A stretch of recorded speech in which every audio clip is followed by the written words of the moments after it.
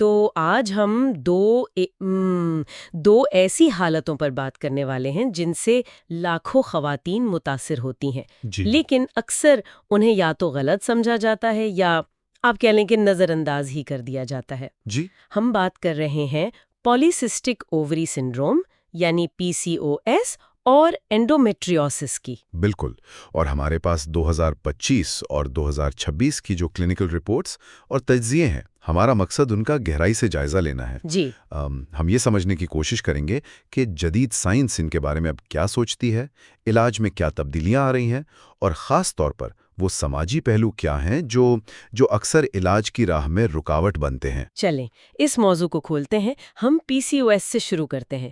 عام طور پر جب کوئی PCOS کا نام سنتا ہے تو ذہن میں پہلا خیال بانجھ پن یا وزن بڑھنے کا آتا ہے، لیکن ذرائع بتاتے ہیں کہ یہ کہانی اس سے کئی زیادہ گہری ہے۔ یہ بالکل درست بات ہے، یہ ایک بہت عام غلط فہمی ہے۔ ذرائع کے مطابق تولیدی عمر کی تقریباً 10 سے 13% خواتین اس سے متاثر ہوتی ہیں۔ یہ بہت بڑی تعداد ہے۔ پاری میں بے قاعدگی، مردانہ ہارمونز کی زیادتی اینڈروجنس اینڈروجنس جس سے چہرے پر بال اور کیل مہاسے ہوتے ہیں، اور بیضہ دانی میں چھوٹے چھوٹے سسٹس کا بننا۔ یہاں سب سے اہم اور آپ کہہ لیں کہ دلچسپ بات جو 2025 کے طبی اتفاق رائے سے سامنے آئی ہے، یہ ہے کہ اس بیماری کی جڑ دراصل ہارمونز کا مسئلہ نہیں بلکہ میٹابولزم کا مسئلہ ہے۔ میٹابولزم کا؟ جی، اس کے مرکز میں انسولین ریزسٹنس ہے، اور حیران کن طور پر تقریباً 80% مریضوں میں یہ مسئلہ پایا جاتا ہے، چاہے وہ بظاہر دبلی پتلی کیوں نہ ہوں۔ ایک منٹ، انسولین ریزسٹنس؟ یہ تو ذیابطیس سے جڑی ہوئی اصطلاح ہے نا؟ بالکل وہی۔ تو اس کا مطلب کیا ہے کہ جسم انسولین کو ٹھیک سے استعمال نہیں کر پا رہا؟ آپ نے بالکل صحیح پکڑا ہے۔ آسان الفاظ میں جسم کے خلیے انسولین کے لیے بہرے ہو جاتے ہیں، وہ اس کا سگنل نہیں سنتے۔ اچھا۔ جواب میں لبلبا یعنی پینکریاز یہ سوچ کر کہ شاید انسولین کم ہے، مزید انسولین خون میں بھیجنا شروع کر دیتا ہے۔ تو خون میں انسولین کا ایک طوفان آ جاتا ہے۔ بالکل، اور یہ اضافی انسولین سیدھا بیضہ دانی پر اثر ڈالتی ہے۔ اچھا۔ یہ اضافی انسولین بیضہ دانی کو ایک طرح سے ہائپر کر دیتی ہے اور اسے زیادہ اینڈروجنز جیسے ٹیسٹوسٹیرون پیدا کرنے پر مجبور کرتی ہے۔ اوہ۔ اور ساتھ ہی ایک اور کام بھی ہوتا ہے، جگر میں ایک پروٹین بنتا ہے SHBG۔ SHBG؟ جی، اس کا کام خون میں اضافی ٹیسٹوسٹیرون کو پکڑ کر غیر فعال رکھنا ہے۔ لیکن اضافی انسولین اس پروٹین کی پیداوار کو بھی کم کر دیتی ہے۔ اچھا، تو ایک طرف بیضہ دانی زیادہ مردانہ ہارمونز بنا رہی ہے اور دوسری طرف انہیں کنٹرول کرنے والا سسٹم بھی کمزور پڑ گیا ہے۔ اس کا مطلب ہے کہ خون میں آزاد اور فعال ٹیسٹوسٹیرون کی مقدار بہت بڑھ جاتی ہے۔ بالکل۔ اور یہی وجہ ہے چہرے پر اضافی بال اور کیل مہاسوں جیسی علامات کی۔ بالکل درست، آپ نے پوری کڑی کو بالکل صحیح جوڑا ہے۔ تو ہارمونز کا عدم توازن تو سمجھ آ گیا، لیکن اس بیماری کے نام میں جو سسٹس کا ذکر ہے وہ کیوں بنتی ہیں؟ یہ کیا ہے؟ ہاں، یہ ایک اور بہت اچھا سوال اور عام غلط فہمی ہے۔ یہ اصل میں وہ سسٹس نہیں ہیں جن میں پانی بھرا ہوتا ہے۔ تو پھر یہ کیا ہے؟ یہ دراصل ادھورے یا نامکمل فولیکلز ہیں، یعنی وہ تھیلیاں جن میں انڈے بنتے ہیں۔ یعنی انڈے بننے کا عمل شروع تو ہوتا ہے مگر مکمل نہیں ہو پاتا۔ بالکل، دیکھیں، دماغ اور بیضہ دانی ایک دوسرے سے مسلسل بات چیت کر رہے ہیں، اسے HPO ایکسس کہتے ہیں۔ PCOS میں دماغ ایک ہارمون GnRH بہت تیزی سے اور بار بار بھیجنا شروع کر دیتا ہے۔ جیسے کوئی شاؤٹ کر رہا ہو؟ بالکل، جیسے کوئی چلا رہا ہو۔ اس شور میں بیضہ دانی کنفیوز ہو جاتی ہے، اسے ایک ہارمون LH تو بہت زیادہ ملتا ہے جو انڈے بنانے کا عمل شروع کرواتا ہے، لیکن وہ آخری سگنل نہیں ملتا جو انڈے کو مکمل طور پر پختہ کر کے خارج کرے۔ اچھا۔ نتیجہ یہ ہوتا ہے کہ یہ آدھے بنے ہوئے فولیکلز ہر مہینے جمع ہوتے رہتے ہیں اور الٹرا ساؤنڈ پر موتیوں کی لڑی کی طرح نظر آتے ہیں۔ یہ تو بہت واضح وضاحت ہے، لیکن ذرائع میں ایک بات جو مجھے سب سے زیادہ پریشان کر رہی ہے وہ یہ ہے کہ PCOS میں مبتلا 50% سے زیادہ خواتین 40 سال کی عمر سے پہلے ٹائپ 2 ذیابیطس یا پری ذیابیطس کا شکار ہو سکتی ہیں۔ جی، یہ بہت تشویشناک ہے۔ یہ تو صرف تولیدی صحت کا مسئلہ نہیں رہا، یہ تو پوری زندگی کا میٹابولک مسئلہ بن گیا۔ یہی وہ بنیادی نقطہ ہے جسے سمجھنا بہت ضروری ہے۔ PCOS کو صرف بانجھ پن کے مسئلے کے طور پر دیکھنا بہت بڑی غلطی ہے۔ یہ دل کی بیماری، ہائی بلڈ پریشر اور یہاں تک کہ اینڈومیٹریل کینسر کے خطرے کو بھی بڑھا دیتا ہے۔ یہ واقعی یہ سوچ بدل دینے والی بات ہے کہ پی سی او ایس بنیادی طور پر ایک میٹابولک بیماری ہے جو خود کو تولیدی نظام کے ذریعے ظاہر کرتی ہے۔ جی ہاں۔ اچھا، تو کیا ایسی ہی کوئی نئی سوچ اینڈومیٹرائوسس کے بارے میں بھی ہے؟ ہم اکثر اسے صرف شدید درد والی ماہواری سمجھتے ہیں، لیکن کیا یہ بھی اس سے کہیں زیادہ گہری بیماری ہے؟ جی ہاں، بالکل۔ یہی معاملہ اینڈومیٹریوسس کا بھی ہے۔ یہ بھی تقریباً 10% خواتین کو متاثر کرتی ہے، اور اسے صرف ماہواری کے درد تک محدود کرنا اس بیماری کے ساتھ بہت بڑی ناانصافی ہے۔ تو پھر یہ ہے کیا؟ ذرائع واضح کرتے ہیں کہ یہ ایک نظامی سوزش کی بیماری ہے، یعنی ایک ایسی بیماری جو پورے جسم میں سوزش پیدا کرتی ہے۔ ٹھیک ہے، اس کی تعریف تو یہ ہے کہ رحم کے اندر جیسی تہ یعنی اینڈومیٹریس ٹشو رحم سے باہر بڑھنے لگتی ہے، لیکن ایسا ہوتا کیوں ہے؟ سب سے عام نظریہ ریٹروگریڈ مینسوریشن کا ہے، یعنی ماہواری کے خون کا فیلوپین ٹیوبز کے ذریعے الٹا بہہ کر پیٹ کے اندر گرنا۔ لیکن یہ تو بہت سی خواتین میں ہوتا ہوگا۔ بالکل۔ دلچسپ بات یہی ہے کہ ایسا بہت سی خواتین میں ہوتا ہے، مگر سب کو اینڈومیٹریوسس نہیں ہوتا۔ اصل مسئلہ تب شروع ہوتا ہے جب مدافعتی نظام یعنی جسم کی فوج ان بے جگہ خلیوں کو پہچان کر ختم کرنے میں ناکام ہو جاتا ہے۔ یعنی مدافعتی نظام کمزور پڑ جاتا ہے؟ کمزور نہیں، بلکہ خراب ہو جاتا ہے۔ جسم کے نیچرل کلر سیلز جو اس صفائی پر مامور ہوتے ہیں وہ ٹھیک سے کام نہیں کرتے۔ تو یہ خلیے پیٹ کے دوسرے اعضاء پر چپک کر بڑھنے لگتے ہیں، لیکن اس کا درد وہ اتنا شدید کیوں ہوتا ہے؟ ذرائع بتاتے ہیں کہ درد کا تعلق ان زخموں کے سائز سے نہیں ہوتا۔ جی، یہ اس بیماری کا سب سے پراسرار اور تکلیف دہ پہلو ہے، اور نئی تحقیق یہاں بہت دلچسپ ہے۔ اس کا تعلق نیورو اینجیوجینیسس نامی ایک عمل سے ہے۔ نیورو اینجیوجینیسس یہ کیا ہے؟ یہ اینڈومیٹریوسس کے زخم ایک طرح سے خود مختار ہو جاتے ہیں۔ وہ خود ایسٹروجن پیدا کرتے ہیں جو نرو گروتھ فیکٹر یعنی NGF نامی ایک کیمیکل کو متحرک کرتا ہے۔ نرو گروتھ فیکٹر مطلب اعصاب کو بڑھانے والا عنصر؟ بالکل، اس کیمیکل کی وجہ سے ان زخموں کے اندر اور ارد گرد نئی اعصابی شاخیں اگنے لگتی ہیں۔ یہ ایسا ہے جیسے یہ زخم درد کو محسوس کرنے کے لیے اپنے ذاتی اینٹینا لگا رہے ہوں۔ یہ تو خوفناک ہے۔ جی، اسی لیے درد مسلسل اور زخم کے سائز سے کہیں زیادہ شدید محسوس ہوتا ہے۔ یہ درد کا ایک نا ختم ہونے والا چکر شروع کر دیتا ہے۔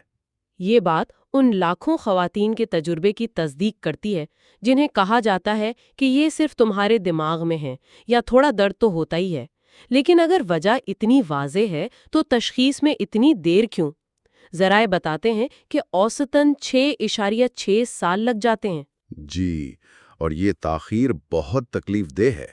اس کی ایک بڑی وجہ یہ ہے کہ اس کی علامات بہت سی دوسری بیماریوں سے ملتی جلتی ہیں، جیسے اریٹیبل باؤل سنڈروم یعنی IBS یا مثانے کے مسائل۔ اچھا۔ ذرائع میں ایک خاتون کی کہانی ہے جسے 8 سال تک IBS کا مریض سمجھا جاتا رہا، جبکہ اصل مسئلہ اینڈومیٹرائوسس تھا جو اس کی آنتوں پر اثر کر رہا تھا۔ تو علامات بہت گمراہ کن ہو سکتی ہیں۔ بہت زیادہ۔ اور PCOS کی تشخیص میں بھی چیلنجز ہیں، خاص طور پر جب علامات واضح نہ ہوں۔ جیسے کہ سب سے اہم اور خطرناک غلطی لین PCOS اور فنکشنل ہائپوتھیلیمک ایمینوریا یعنی FHA کے درمیان فرق نہ کر پانا ہے۔ اچھا، ان دونوں میں کیا فرق ہے؟ دونوں میں ماہواری بے قاعدہ یا بند ہو جاتی ہے، لیکن FHA کی وجہ توانائی کی شدید کمی ہے، جیسے بہت زیادہ ورزش کرنا یا بہت کم کھانا، جبکہ PCOS جیسا کہ ہم نے بات کی میٹابولک زیادتی کا نتیجہ ہے۔ اور اگر FHA کی مریضہ کو غلطی سے PCOS سمجھ کر وزن کم کرنے کا مشورہ دے دیا جائے تو یہ تباکن ہو سکتا ہے۔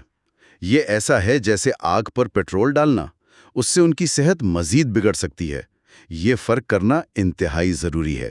تو یہ تقریباً 7 سال کی اذیتناک تاخیر، کیا 2025 اور 2026 کی یہ رپورٹس اس سفر کو ختم کرنے کی کوئی امید دلاتی ہیں؟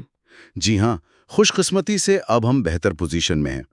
PCOS کے لیے اب ایک سادہ خون کا ٹیسٹ ہے جسے اینٹی ملیرین ہارمون یا AMH کہتے ہیں۔ AMH؟ جی، PCOS میں جو بہت سے چھوٹے نامکمل فولیکلز ہوتے ہیں وہ یہ ہارمون بناتے ہیں۔ اس لیے خون میں اس کی سطح غیر معمولی طور پر بلند ہوتی ہے۔ یہ تشخیص میں بہت مددگار ہے۔ اور اینڈومیٹریوسس کے لیے، جس کی تشخیص کے لیے اکثر سرجری کی ضرورت پڑتی تھی؟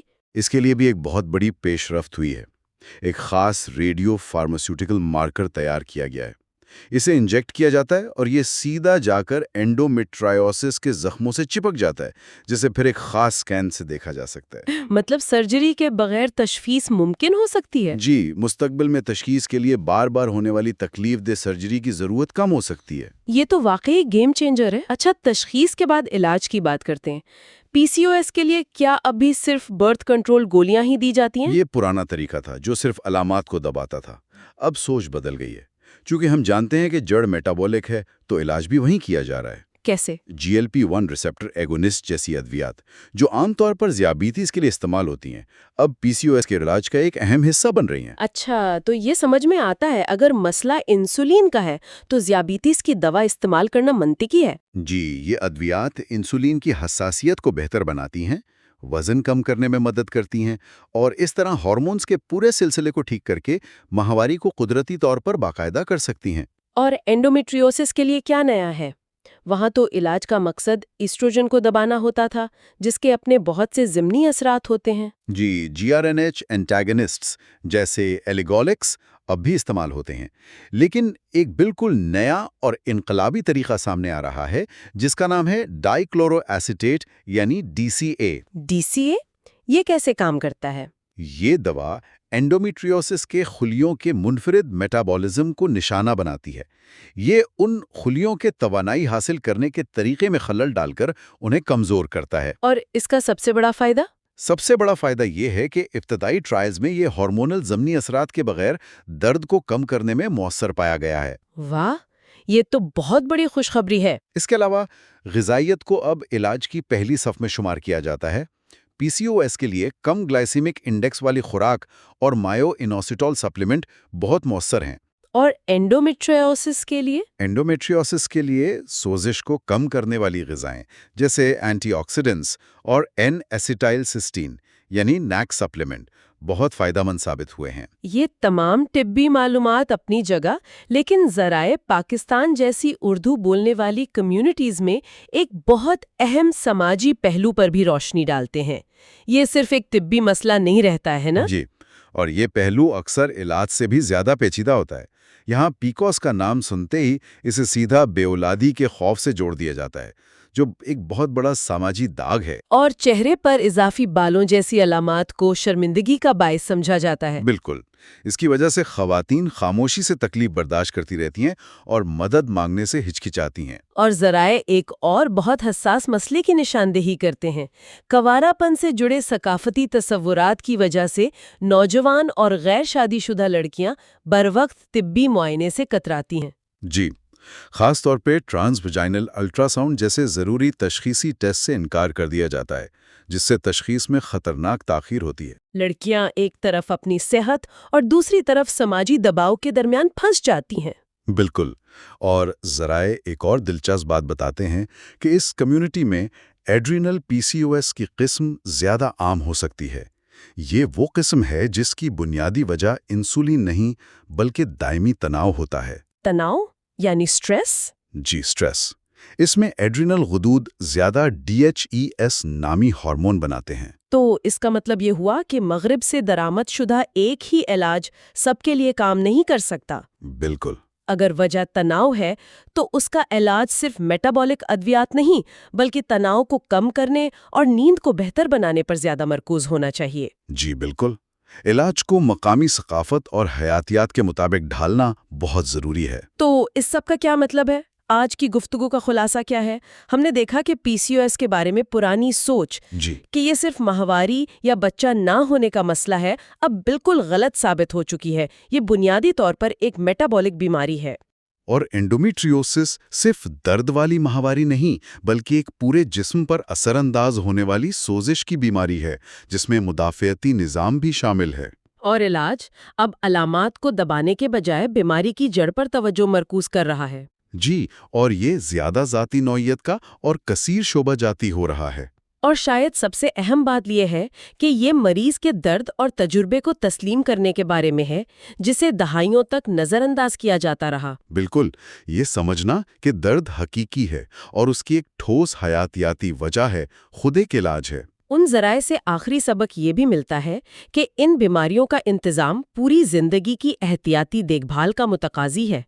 پی سی او ایس میں اینڈومیٹریل کینسر کے خطرے کی نگرانی کرنی پڑتی ہے، اور اینڈومیٹرائوسس میں دل کی صحت پر توجہ دینا بہت ضروری ہے۔ سوچتے ہوئے آج ہم نے جتنی بھی بات کی اس میں دو چیزیں مشترک تھیں: انڈومیٹریوسس میں مدافعتی نظام کی خرابی اور پی سی او ایس میں میٹابولک انتشار۔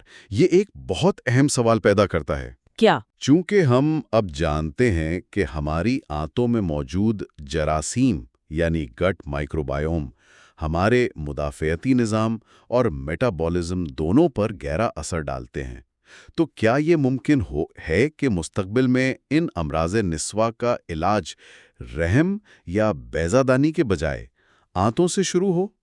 کیا ان بیماریوں کی جڑ ہمارے تولیدی نظام میں نہیں بلکہ کہیں اور ہے؟